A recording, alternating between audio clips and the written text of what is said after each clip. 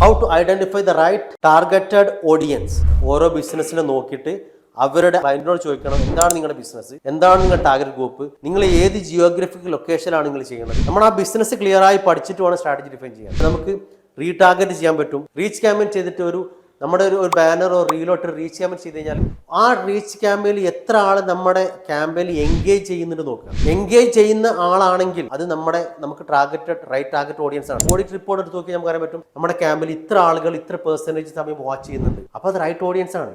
ആ യൂസേഴ്സിന് നമ്മൾ ഡീറ്റെയിൽ ടാർഗറ്റിംഗിലൂടെ നമ്മൾ കൊണ്ടുവന്നിട്ട് അവർക്ക് ലീഡ് ജനറേഷൻ ക്യാമ്പയിൻ നടത്താം. അപ്പോൾ നമുക്ക് അവിടെ കറക്റ്റ് ലീഡ് കിട്ടാൻ എളുപ്പമാണ്. അതാണ് റൈറ്റ് ആയിട്ട് നമ്മൾ സ്റ്റാർട്ട് ചെയ്യേണ്ടത്. റൈറ്റ് ഓഡിയൻസിനെ സെറ്റ് ചെയ്യുക എന്നുള്ളത് നമ്മൾ എങ്ങനെ സെറ്റ് ചെയ്യണം?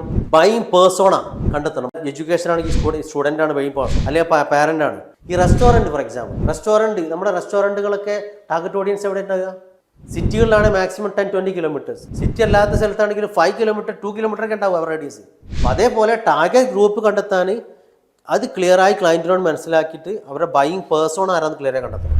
പ്രൊഡക്റ്റ് ആയാലും സർവീസ് ആയാലും എന്നിട്ടായിരിക്കണം ഡിഫൈൻ ചെയ്യേണ്ടത്. അത് പ്രോപ്പറായി ഡിഫൈൻ ചെയ്യാൻ നമ്മുടെ ഡിജിറ്റൽ പ്ലാറ്റ്ഫോമിൽ പറ്റും. ഫേസ്ബുക്കിലും പറ്റും, ഇൻസ്റ്റാഗ്രാമിൽ പറ്റും, യൂട്യൂബിൽ, ഗൂഗിളൊക്കെ പറ്റും. അത് പ്രോപ്പറായി ഡിഫൈൻ ചെയ്യണം. അതിൻ്റെ ജിയോഗ്രഫിക്കൽ ലൊക്കേഷന്, സെക്സ്, കസ്റ്റമർ ബിഹേവിയർ ഒക്കെ ചൂസ് ചെയ്യുന്നിടത്ത് പ്രോപ്പറായിട്ട് നമ്മൾ ചെയ്യണമെന്ന് മാത്രം.